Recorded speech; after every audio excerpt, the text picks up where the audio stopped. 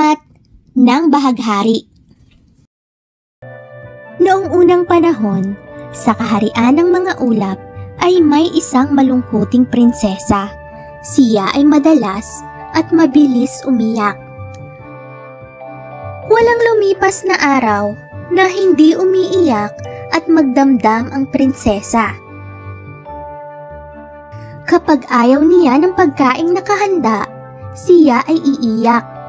Kapag ayaw niya ang napiling laro ng kanyang mga kaibigan, ay hindi na ito sasali at iiyak na lamang sa tabi.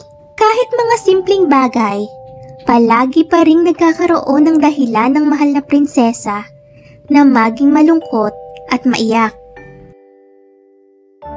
Bukod sa nababahala na ang mga nasa kaharian dahil sa kalagayan ng kanilang munting prinsesa, labis ring naaapektuhan ang mga nasa lupa dahil sa ulan at posibleng baha na dulot ng mga luha nito.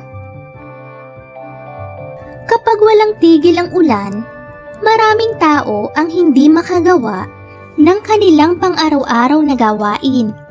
Ang mga hayop naman ay hindi makahanap ng kanilang makakain, habang ang mga halaman ay nalulunod sa labis na tubig na dala ng ulan.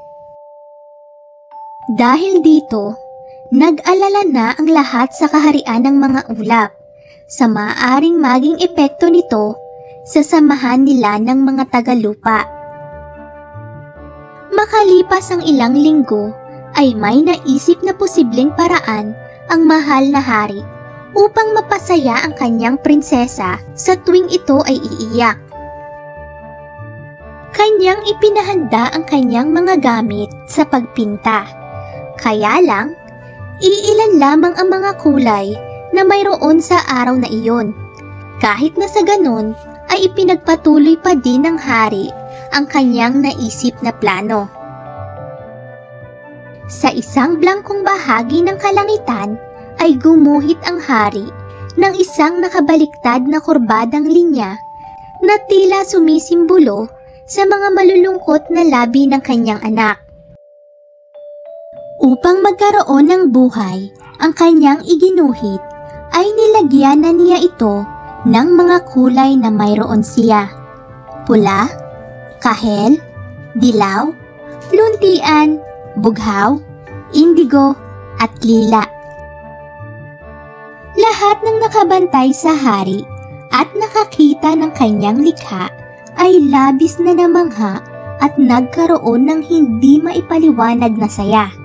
Ibinili ng hari sa lahat na ang likhang ito ay ipapakita sa kanyang prinsesa kapag ito ay nakaramdam ng lungkot. Nabuo ang likhang ito dahil sa habag ng isang ama para sa kanyang anak, habag ng isang amang hari para sa kanyang nag-iisang prinsesa, habag ng hari na hindi nagtagal ay naging bahaghari. Isang araw, habang naglalaro ang mahal na prinsesa, ay nasira ang kanyang laruan, ang pinakapaborito niya sa lahat, sapagkat bigay ito ng kanyang yumaong inang reyna. Labis itong ikinalungkot ng prinsesa. Iyak ito ng iyak, kasabay ng matinding pagbagsak ng kanyang mga luha ay ang malakas na pagbuhos ng ulan sa lupa. Naalala ng mga tagapagbantay ang likha ng hari, kaya naman ay inaya nila ang prinsesa na puntahan ito. Ngunit kahit anong pilit nila, ay hindi nila napapayag na sumama ang naghihinagpis na prinsesa. Pinili nitong magkulong sa kanyang silid. Tanging ang hari lamang ang pinayagan ng prinsesa na pumasok sa kanyang silid. Pagkakita ng hari sa kanyang anak, ay niyakap niya ito ng mahigpit. Dinala ng hari ang prinsesa sa lugar kung nasaan ang bahaghari. Bumungad sa prinsesa ang makulay na arko na nakaguhit sa kalangitan. Gumuhit ang isang matamis na ngiti mula sa labi ng malungkot na prinsesa at agad itong tumigil sa pagluha. Lumuhod ang hari upang makita ng maayos ang maganda at maaliwalas na mukha ng kanyang munting prinsesa. Mahal kong prinsesa, ginawa ko ang bahagharing ito para sa iyo.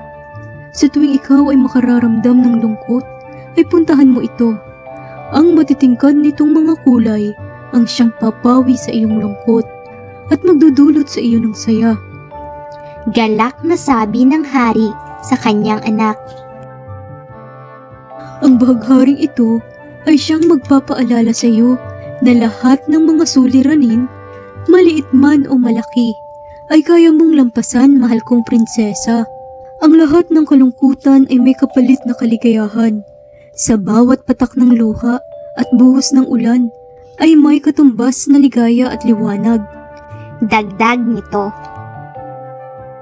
Nakangiting tumango ang prinsesa bilang pagtugon sa kanyang ama at niyakap niya ito ng mahigpit.